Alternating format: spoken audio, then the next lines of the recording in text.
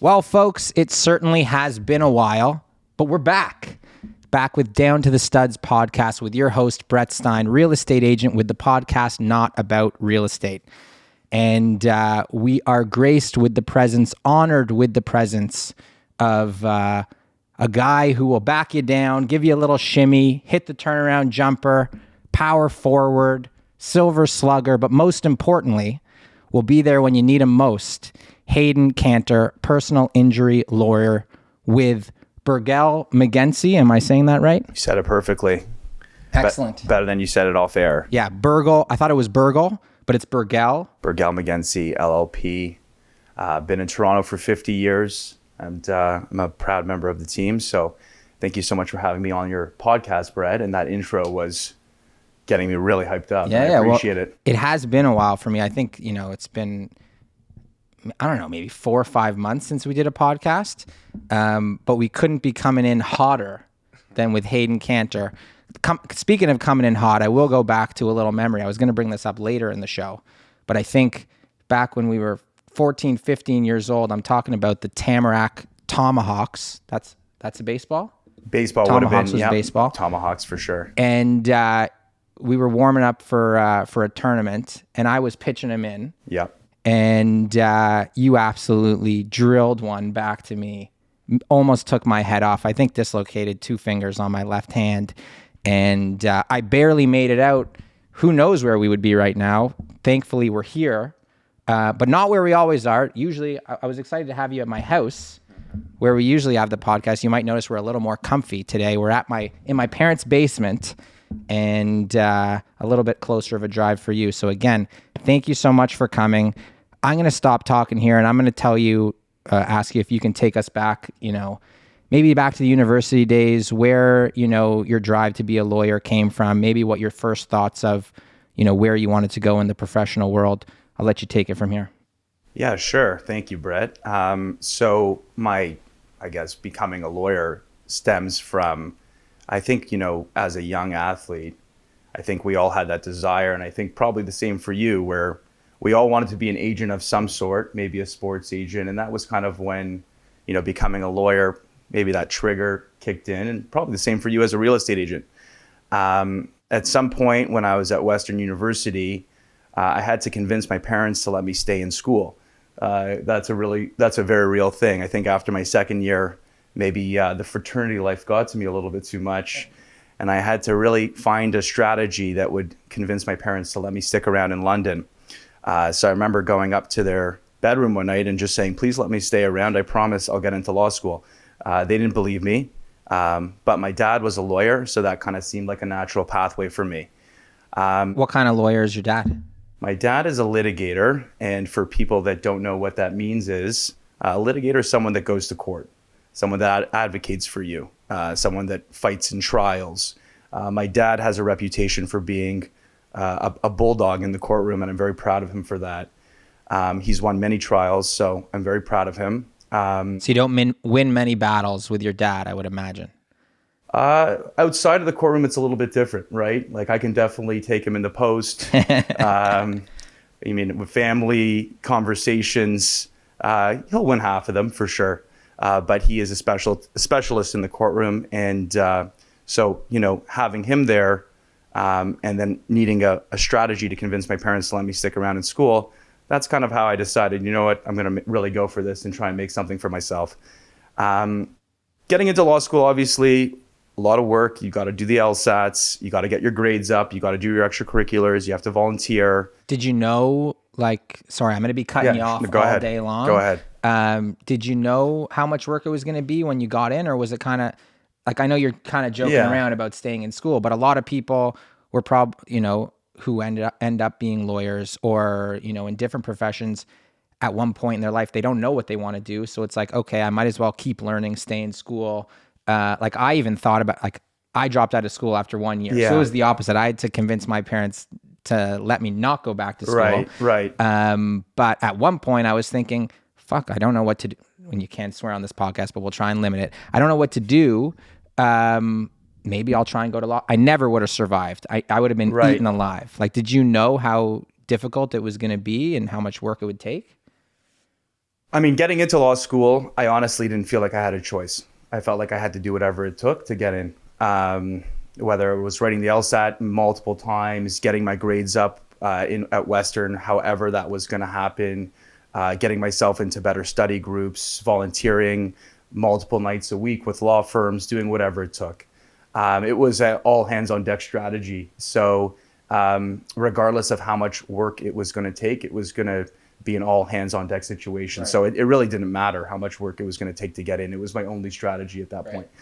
I think for me, once I got in, like I never actually thought I was going to be a lawyer. I think growing up, you know, you see what your parents do. Some people are interested in joining their family businesses or following in their parents' footsteps. I think for me, it was always, you know, okay, this is what my dad did or does, and maybe I want to try something different. Right. And that's, you know, out of respect for him. And, you know, I wanted to take my own path. But I think that once I got into law school, or I knew I was going that way, I think for me, 100%, I knew I wanted personal injury. Wow. Like there was no other area of law that I was interested in. And I think that was a competitive advantage for me once I got into law school, because I think so many law students are, when they get into law school, they know they want to get into law school. That's fine. It's in academia. But then they become sidetracked or they become unorganized and they don't really know what path they want to take. I know people, you know, in and around our age that are still don't exactly know where they see themselves in 5-10 years. And I would imagine that, I know nothing about law school, but I would imagine that picking courses and, you know, picking things to focus on, you could shape that more to personal injury and what we're going to help you, you know, the stuff that was going to help you later on down the road, right? Exactly. And, you know, in law school, I started a personal injury club, which took off. We had a great time hosting charity events that had a personal injury kind of element to them. I was able to take tort classes and advocacy classes and negotiation classes, trial advocacy classes, all different types of classes I knew that would prepare me for a career in personal injury. So going in to law school, I knew what courses I wanted to take, but I also knew what firms I wanted to target. Right. So that was also a significant competitive advantage for me getting started. And talking about kind of, you know, we brushed a little on sports and we're talking about competitive advantage and all that. I know for me personally, like I never knew what I wanted to do going back. Like my dad's a home builder. His dad was a real estate agent. I wanted nothing to do with real estate. I saw a lot of my friends going into commercial real estate, going into retail leasing. I wanted absolutely nothing to do with it. And I was looking for anything to do but that. And it kind of just happened. I fell into it. I love it. But I always knew it was going to be something that I could compete in, you know, something that the harder you work and the more your drive, the more money you can make and the more success you can have. And, you know, being a corporate lawyer, I don't think it's as much like that, right? In other fields of law, and you can talk more about this, it's not as much like the competitive drive of an athlete to be successful. But in your business, just like in mine, you know, you kill what you eat, right? So you have to have that kind of competitive drive. Right. And I love that you keep bouncing back to, you know, comparisons with sports and being competitive in sports, because, you know, at camp, that's really what connected the two of us, even though I'm a couple years ahead of you at camp. And a couple, you know, inches bigger than me. Right. Well, your heart's bigger than mine, maybe. But I always say, you know, you can learn about someone and their character in 5 minutes of playing sports, what you'd learn with them in a 5-hour conversation. For sure. Right. So whether it was real estate for you or something else, I knew that you would be amazing at whatever you took on. Appreciate that. Yeah. So you are onto something that, you know, if you're a law student or you're a young lawyer and you're going down that corporate path, or you're going down a path in real estate law, what it tends to lead to is you being a junior for quite a period of time, especially if you're on Bay Street. You know, there's a very meaningful and intentional hierarchy. With personal injury, of course, I know people think of billboards and bus ads and TV ads.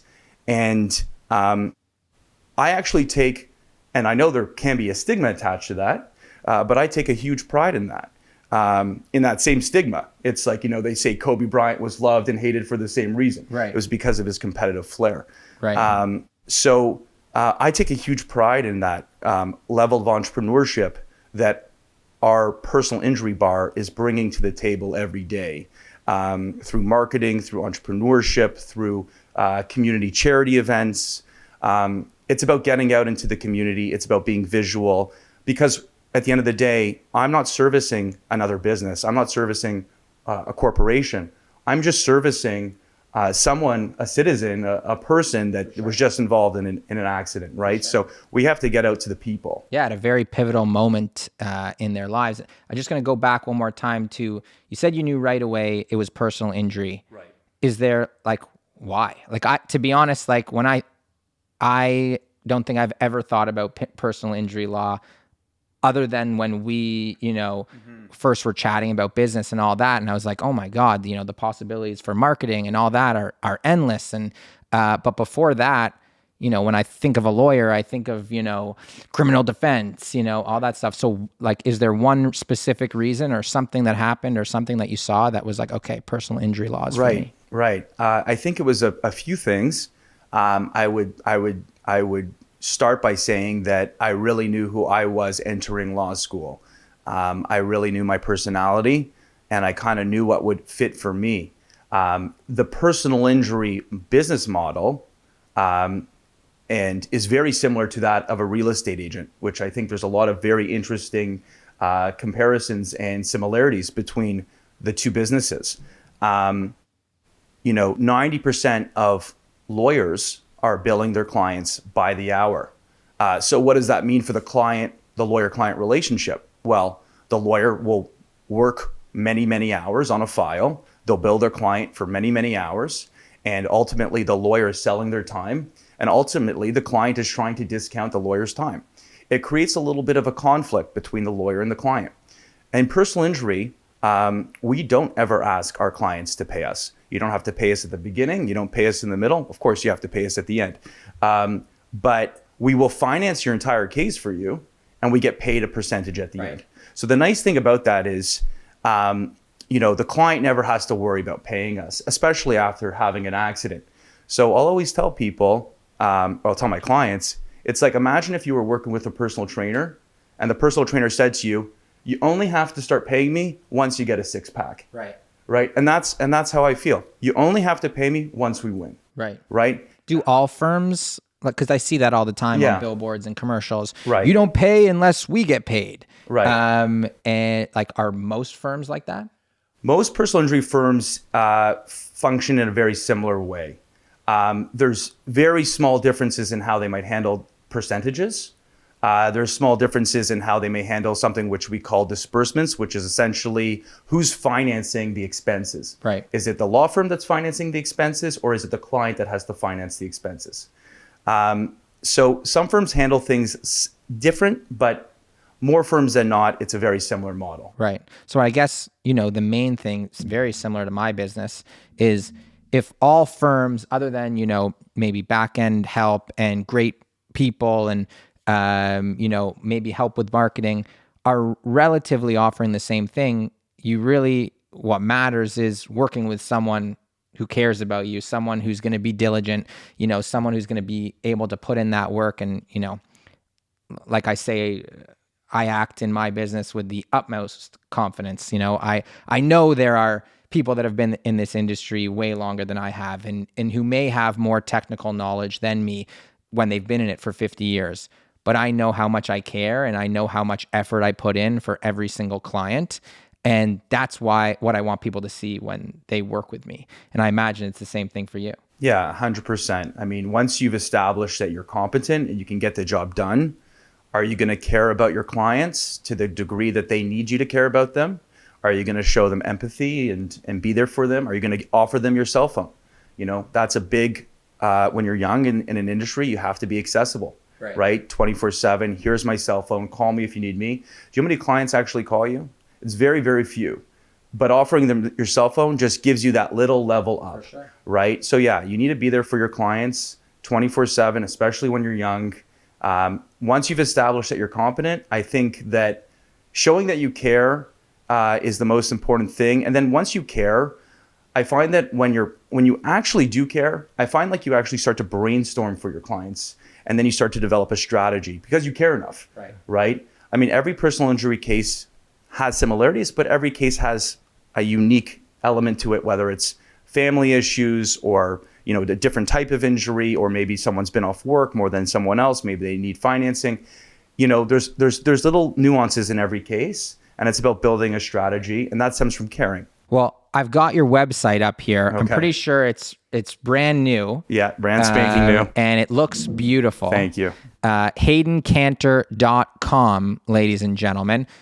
Just go on it. I know you're not hurt right now. Go on it. Scroll down. You'll see this guy's pretty mug.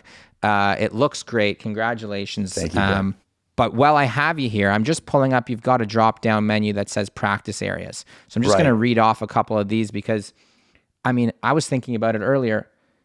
Everything is affected with personal injury law, right? Like, you slip and fall on your way to my house and break your arm because, we didn't salt the front driveway. I imagine I have it right here. Slip and falls, trip and falls, car accidents, hit and run accidents, bouncer assault cases. Is that something you've come across? I've done several of them. They're not as frequent.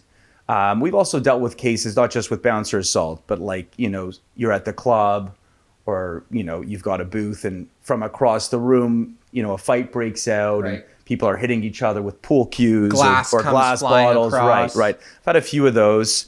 Those ones are very interesting, and So are you suing the bar, like the club, in that situation? Is there because if someone throws a glass bottle across and I don't know who it is, what do? I call you and... That's a great question. I think the answer to who do you sue, the answer is anybody you Everyone. can name. Yeah. So it's a great question, but yes, you sue the bar.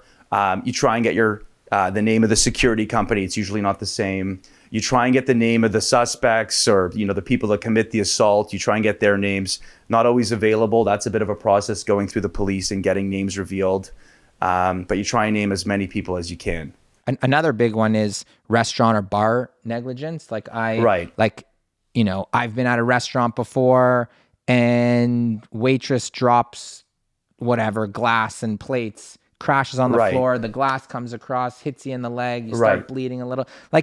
What's the line here? I get a cut in my leg and I'm bleeding. Can I call you? Or do I need to get infected and get meningitis? You always call. But obviously we have to size up a claim from the beginning and see if it's going to be practical, right? And I'll be honest with you from the beginning. If it's not something that's going to put some money in your pocket, then I might not want it for you. Bar and what we call sometimes social host negligence, bar, restaurant, social host negligence. It's not just about, someone, a waitress or waiter coming over and dropping something on you. A huge issue there is over drinking. So someone gets very drunk at a bar. They're not keeping tabs of, how much someone's drinking, and then they leave the bar. They drive home and create an accident. So not only are we suing the drunk driver in that scenario, and trying to loop in their insurance company, we would also go after the bar. Right. Very interesting. And would that, last question on this, just because I'm curious, what about food poisoning? If I eat bad shrimp and I'm sick for 3 weeks and that causes something else internally? I've had some food poisoning cases. One where someone had let the bar know, or sorry, I shouldn't say bar, let the restaurant know that she was gluten-free.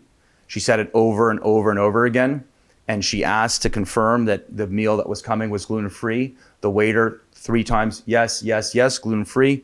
And then she ended up, I don't want to get into too many details, but she ended up vomiting at least 30 times that night and having to go to the hospital.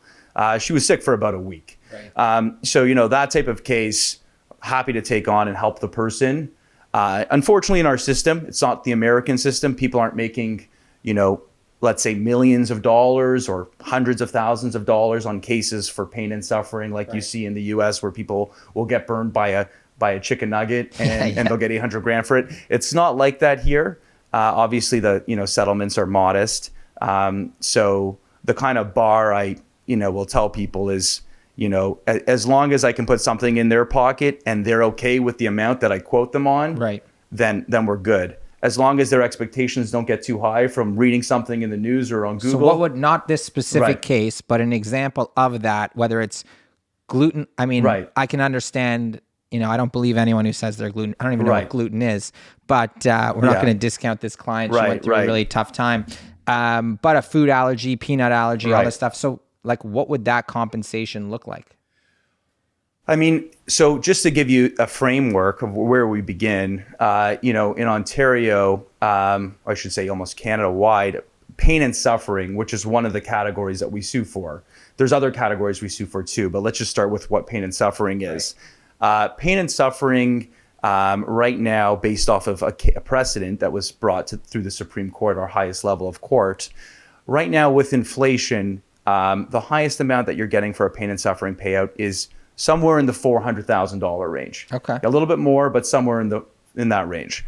And that would be someone who would be quadriplegic or brain dead from an accident. Okay. Right. So everything that we do stems from, that working top number, working backwards. Yeah. And then everything is based off of precedents. So past cases, what would a case like this have rendered? Unfortunately, food poisoning cases, they would so seldom be reported because they wouldn't render a payout that would be enough for there to be a trial on. Right. So an insurance company would just pay it out. And all our payouts, as long as they're settled, we sign releases where there's some level of confidentiality or privacy, added to the settlement, which means that we don't know what these types of cases settle for all the time. Right. So a lot of times it's from experience, it's a gut check.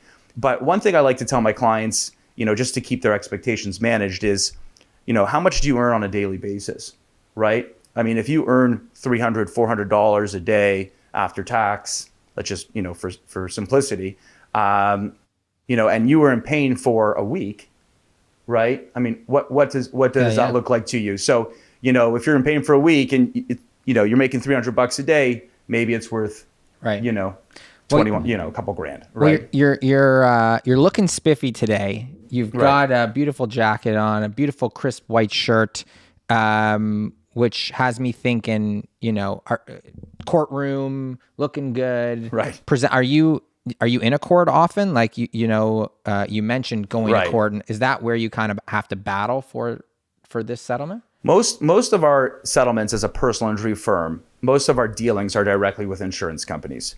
We're not, let's say 80% of our cases are car accident. You get an insurance and auto insurer that responds.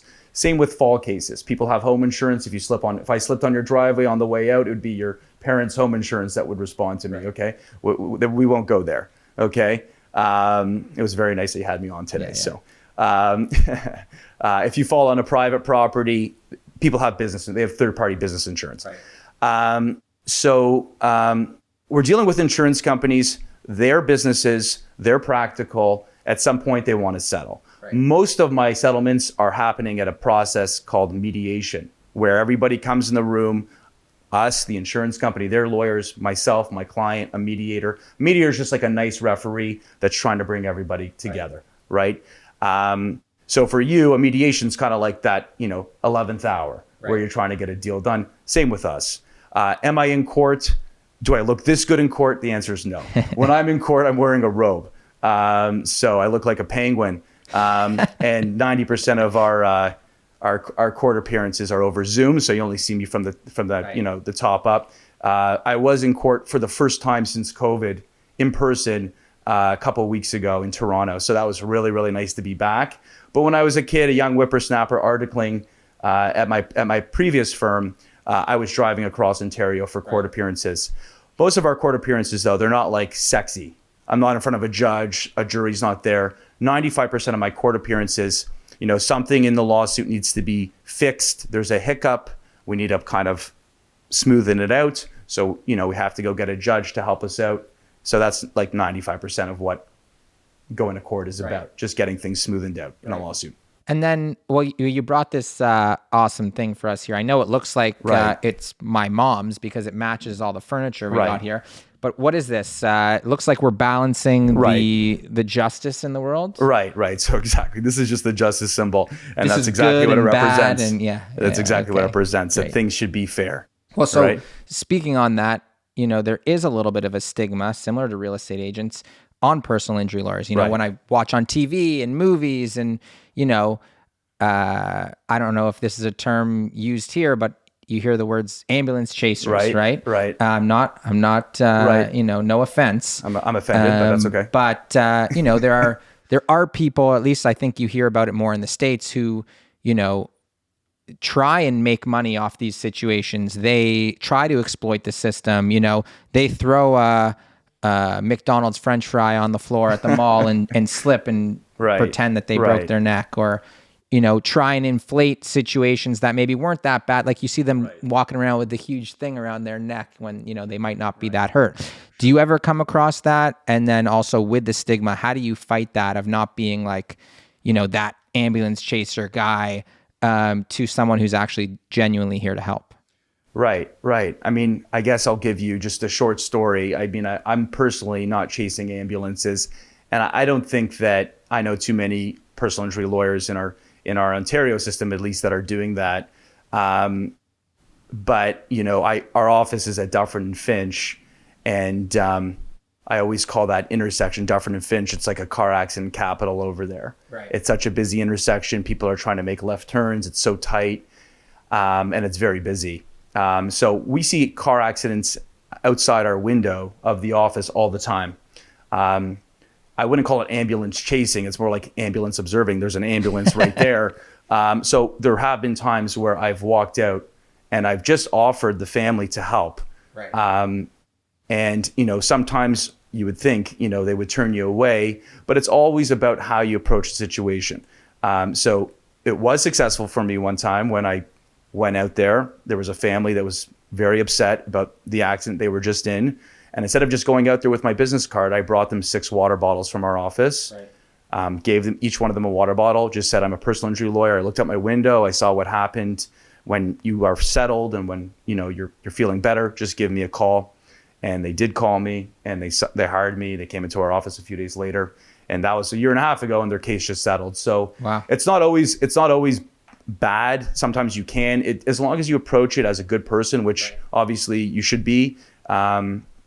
You can do it in a nice and menschy way. But I'm never chasing ambulances. It just happened to be outside our window in that one circumstance. There obviously is a stigma attached to personal injury lawyers. There is a stigma attached to clients who may want to, expand on their case or exaggerate injuries. And how do you deal with that?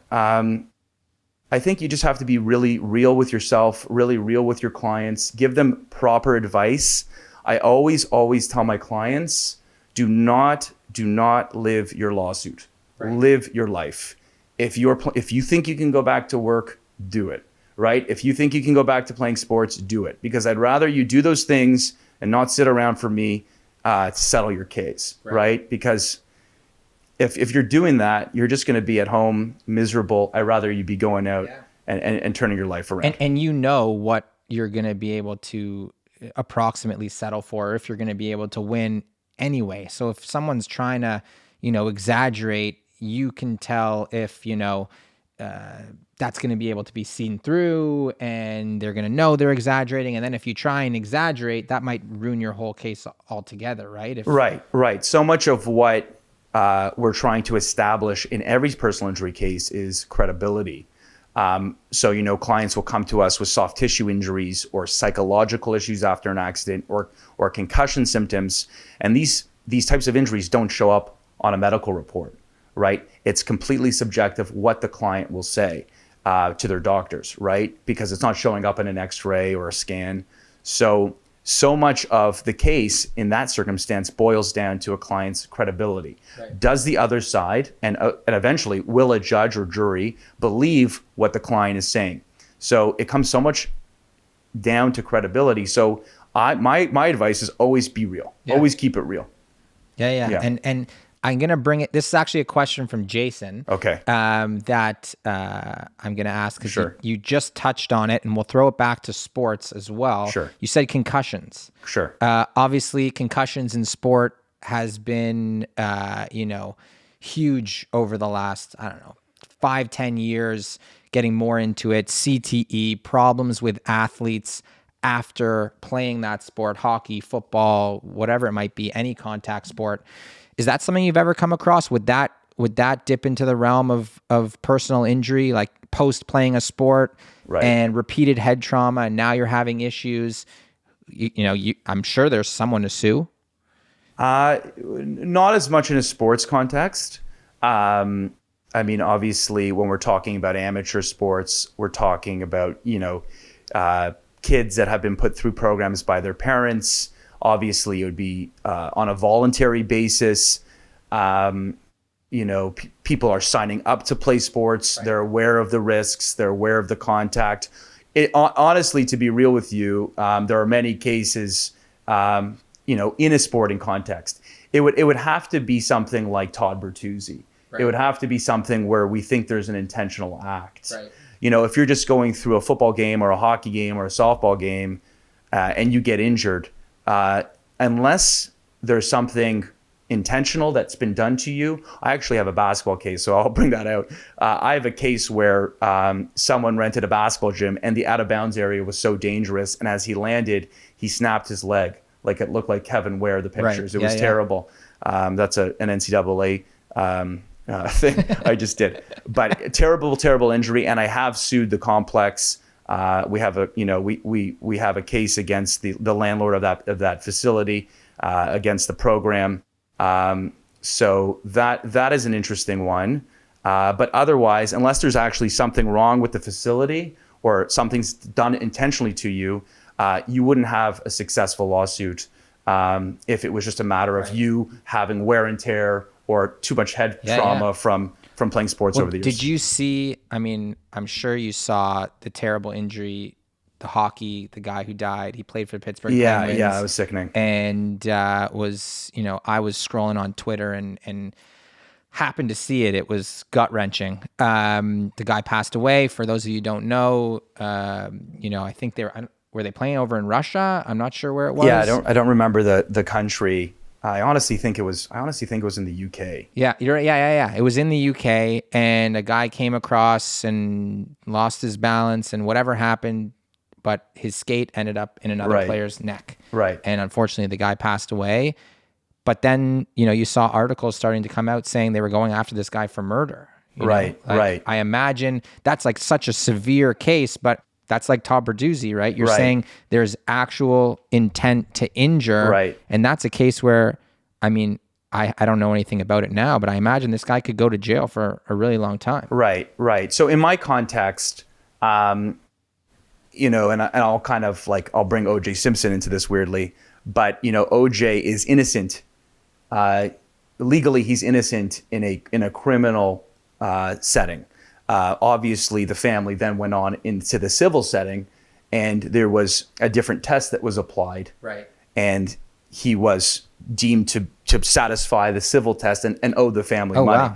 Wow. So, normally or not normally, but, we'll see lots of cases where a civil lawsuit and a criminal proceeding are ongoing at the same time.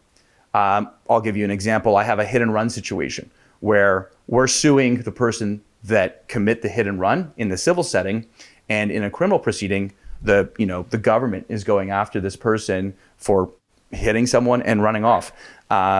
So we see that a lot, and the tests are different. So, with respect to this hockey player in the UK, with respect to the criminal proceeding, I don't know what the result of that will be. Whether he serves jail time, it's kind of outside of what I do in my practice. Yeah. I'm not focused on putting people in jail. I'm focused on getting my clients compensated. Right. So can I see this hockey player having to pay something to the family that lost their son on the ice? I think that if they can prove on a balance of probabilities, and the UK system is actually very similar to ours because all of our law stems from them.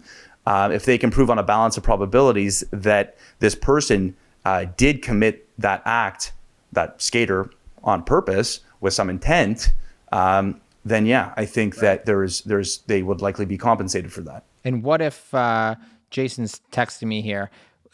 Like, what if this person doesn't, like, I'm sure you see it all the time. Like, this person's got no money in their bank account and they're being sued for $10 million. Where's that money come from? If they're not insured, how does the family get that money? How does that work? If there's, I mean, in just a common setting, if a common situation, if there is no insurance behind them, if the person has no money, if they have no assets, then it really is tough luck. Right. And in some cases, we have to have, real conversations with our clients where we say, you have a great case on the merits. You've been truly affected by this. There is no insurance behind you. There is no one to pay. This person has no assets. So although you have a great case from a legal, if we're analyzing this from a legal perspective, you have a great case, it's just not practical. Right. Why go through a 7-year process where in the end of it, there's going to be no money for you? Right. But just to bring it through our car accident system, which is, 80% of what we do, in a situation where someone doesn't have insurance, there's no insurance anywhere, the person has no money, has no assets, our government has set up what's called the Motor Vehicle Accident Claims Fund, which is for people that are in that exact situation. Right. Right. Interesting. And this is new for me because it's not something that I'm often thinking about, but for everybody out there, for the 5 people watching this podcast, thanks, Mom and Dad. If you find yourself hurt and there's someone to blame, call your man over here, HaydenCantor.com. We'll get you plugged all over the podcast, but just to switch gears a little bit, ending us off, where do you see you taking your business? What kind of stuff are you trying to capitalize on? I know with the website, that's huge. Not a lot of people in your business are doing that. Where do you see this going in the next 5, 10, 15 years? Right. So, I very much, really enjoy the work that I do. I get a lot of satisfaction out of it. And I really just see myself, continuing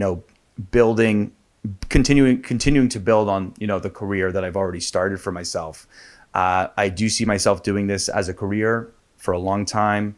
And it would just, in the future, just continuing to bring in files, building up a team, bringing on more staff, bringing on junior lawyers, being a mentor to students. I've already started to do that. I had a summer student last year. I have a small team of paralegal, several clerks that work on my team. So just continuing to build up my team, continuing to help people. And I'm interested to see, where the personal injury bar and where our law takes us over the next 15 years. The nice thing about our law, our personal injury law, is that it's very, very entrenched and established already. Obviously, there's disputes between the insurance regulations and the personal injury bar all the time, and insurance companies and the law is getting stricter on us. But it's going to be interesting to see where it progresses. And I honestly don't know where that goes. Maybe more restrictions, maybe less. But we always hope and pray that the plaintiff bar will gain some strength and continue positive momentum. So I think that sums up where I see things. So that's great. Just continuing to build on it. And, continuing to do great work with Burgell McGency. Right. But at the same time, just like Brett Stein, the real estate agent, building up Hayden Cantor, HaydenCantor.com, and, really being the face of your business, who's actually the one in the trenches helping these people. We're super happy to have had you on the podcast today. I think we covered a lot. If you have any questions about this, call your boy over here, Hayden Cantor. We'll get the number flashing at the bottom of the screen here. Yeah, appreciate it. But I think any questions from the peanut gallery over there? No? We're good? Okay, thank you, Brett. Really appreciate it. Thank you, brother. I appreciate you. Down to the studs. Next time, for when we do this again, we'll get you to just put a t-shirt on, okay? Not showing up the podcast host here. Ladies and gentlemen, thank you very much. This has been Down to the Studs with Brett Stein, the real estate podcast, not about real estate. Thanks, Hayden. Thanks, Brett. Appreciate it. Love you, buddy.